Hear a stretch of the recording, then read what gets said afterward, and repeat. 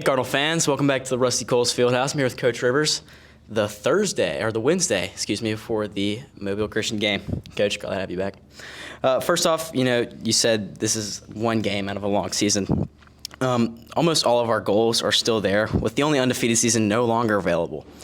We can still make the playoffs and host a playoff game at home, and we can still make a postseason run, maybe see Jackson again, and I believe you said the semifinals. And we can still get a region win. We can still win the region if we get some help from Jackson losing. Which we ain't gonna get. Towards what you said last week, how do you keep Jackson from beating us twice? Jackson's a heck of a team. I think they're probably a top 10 team in any classification. You throw all the teams in the state, they're probably a top 10 program. They had a good night. We didn't have our best night. They had some turnovers and couldn't tackle, and so it lends to be the score that it was. We just got to quickly bounce back. I think the best thing for us is going to be get back on the field, get back under the lights in game mode, and play well and get back rolling. Because it's always tough when you lose like that, especially when you hadn't lost a game since last November. We had a great summer of 7-on-7. You win your first 5, really 6 with Alma Bryant, and so that feeling of losing is you don't want to ever get used to it. But the best way to get rid of the feeling is to win again. Yes, so big game against Mobile Christian. We've never beaten Mobile Christian as a school in football, and a great opportunity for us to set ourselves up to be the 2 seed with a home game against Orange Beach remaining in the region. So big game for us, and looking forward to getting our guys back out there and playing well. Absolutely. Score of the Jackson game really wasn't what we hoped for and what we wanted, but it said a lot more than the scoreboard, how we played. But that's not really the whole story of the game. A turnover, a couple long plays eliminated in the first half, and the score becomes so much tighter, especially in the first half. What did the offense do well against the number 1 ranked team in 4A? Yeah, well, we moved the ball. I think we had over 250 yards of offense in the first half. So moving the ball wasn't an issue. We ran the ball well. We just had some turnovers down there. And again, you turn on games on Saturday and turn on games on Sunday, and sometimes they happen. Obviously, we got to eliminate those. We coach them up, and we know nobody's trying to turn it over. And Gunner's been great taking care of the football. But there's a situation and a story to every turnover. But I was pleased with the way we moved the ball on offense. We just got to finish in the end zone, and it's tough against an opponent like that, and then turning the ball over makes it even tougher. And then defensively, it was really just more about tackling to me than anything. We just didn't tackle. And, teams have bad nights. Alabama had a bad day against Vandy. The Jets had a bad day against the Vikings. I don't know. I could go on and on about just games. Sometimes you just have a bad day. NC State's had a couple bad days this year, Tennessee, and then it happened again at Clemson. It's just like, well, what are you going to do about it? Well, you just pick yourself up and you keep going. Yes, and sir. So that's what we're going to do this week, and see if we can get back in the win column against Mobile Christian. Now, Brody Jones won Player of the Week. He had 9 catches for 141 yards and a touchdown, despite a lot of double and over-the-top coverage on him. Could you offer us some insight into Brody's development as a receiver so far, and also speak towards his performance last Friday night? Yeah, he's obviously a highly skilled player, but I think you add to that his football awareness and savviness of how to get open and understanding the game, and makes him the target that he is. So he's continued to get better. Obviously, he has aspirations of playing at the next level, and so I think obviously he's all in with us, but yet that is also out there. So that is going to continue to push him to be the best he can be each day and each week. Yes, sir. And now, can you describe kind of the chemistry between, QB and receiver when things are just working between those positions? Yeah, well, it's obviously a big trust factor there. The guys, and it's time spent, right, and time on task, and practice reps and all those things. And so certainly we have a handful of guys that have developed into guys that we know that can be playmakers for us. But you speaking in particular of Brody, it's a body language, it's a trust factor, and it's a hey, we've done that before. I think it's always kind of like, I think I like that, but until you make it under the lights, you still have that little bit of seed of doubt, and that's why you practice, and then when it shows up on a Friday night, Thursday night, then that even double stamps the confidence you have that you can continue to make those kind of plays. Yes, sir. And now Gunner was 21 of 40 for 215 yards passing and a long touchdown to Birdie.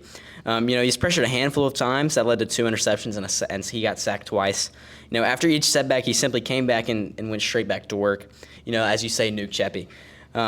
Can you speak towards his performance last Friday and also towards his ability to get past the mistakes and move on to the next drive? Yeah, no, it wasn't his best game, but again, when you get put in the position, and I'm not defending him just because he's my son, he's a quarterback, and I played the position, and is when the game and the score starts getting out of hand, it's tough. It's a tough position to be in. He did a lot of things really well, and then Jackson contributed to making it tough. Yes, sir. And it's part of playing the position, and I'm making no excuses for him. Right, it's part of playing the position. When you throw 3 touchdowns and you go 24 of 30, everybody pats you on the back and says, "Man, you had a great game." And then when you have a game like that, it's part of like, dang, that hurt us. And it is. And you got the ball in your hand every week. It did hurt us a little bit. But I thought he never wavered in a confidence. Like you said, he kept coming back, and he's had a heck of a week of practice. And so, like I said, and there's a story to every turnover, and he owns all those, right? He owns every one of them. One of them's 4th and 13. Well, we certainly don't want to take a sack. Yes, sir. So we'd love for it to be complete, but it wasn't. It was intercepted. Okay, so some of those things you can't take out of context. That's why the stat line only tells the whole story. It wasn't his best night, but again, it's tough sledding when you look up and it's 35-10. Yes, sir. And you got a little ways to go. Do you play conservative or you just keep letting it rip? And I wanted our team to just keep letting it rip best we could, and by also being smart, knowing we had a lot of season left in front of us. Yes, sir. And now Noah Moss, he carried the ball for 122 yards, and he also had 6 catches for 20 yards. This is his 3rd game back after missing the first 2 with injury. How is his health at the midway point, and can you talk about his performance against Jackson? Yeah, I thought he had a heck of a game. I thought he and Brody offensively, some guys up front played pretty well too, but he had a heck of a game. Probably his best game, honestly, since he's been here. I know he had a better stat day against Escambia last year, but I thought it was his best game running it. If we could have kept the game a little tighter, maybe you run it more, right, and keep their offense off the field. But just kind of got away from us. But he ran hard, ran well. He's healthy, feels good. So there's no reservation now, and kind of letting him be that every down, and when he's hot, keep giving it to him. And he's going to be a big key in the game this week. Yes, sir. Prior to the game, we spoke about how the defense needed to eliminate the big plays.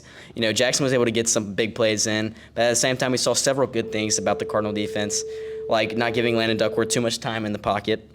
And Bryce Marston, Ali, and Kamar J were on top of the leaderboard defensively.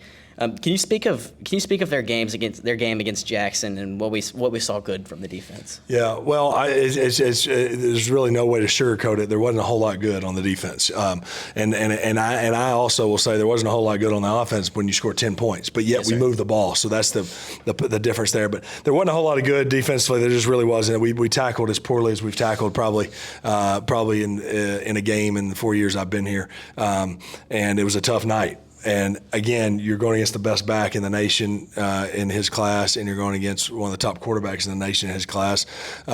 So we already had our work cut out for us. So they have some reason. They are reasons why we no doubt. And then we didn't have our best night. But those guys have had a great year. Those guys, as you mentioned, and our defense has been playing well all year. And that's why when you have a hiccup, you got to acknowledge it and own it. And then we got to get rid of it because you can't let it linger. Like I told Tony last week, can't let Jackson beat us twice. They already got the best of us once. Let's not let that game filter into this Mobile Christian game. Yes, sir. And now about the big plays, what can the coaches do to help with that?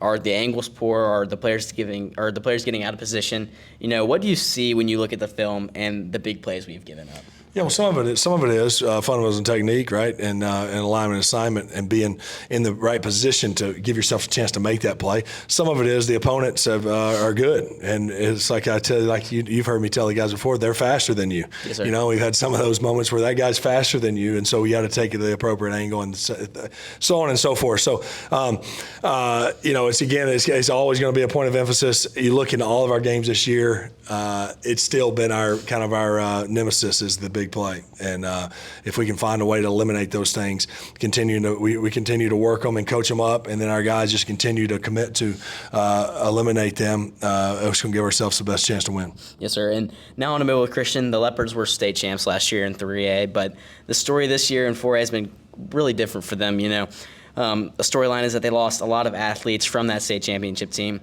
but that can't be the complete story. When you look at Mobile Christian, where do you see the problems coming from them this season?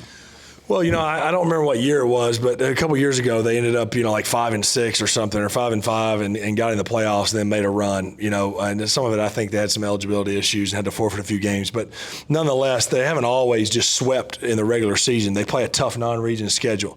They've lost to Stanislaus, who's a good team in Mississippi. They lost to Pensacola Catholic, who's a real good team in Florida. They've lost to Jackson, who we know, and they lost to Chelsea, who's a 6A team up in the Birmingham area. So that's their losses right there. So it's not like they've been getting beat by poor teams. So we've seen them on film all week. We know what they're capable of, and I think we got to expect their best, and we got to give them ours, because they're all that they've had go wrong for them this year.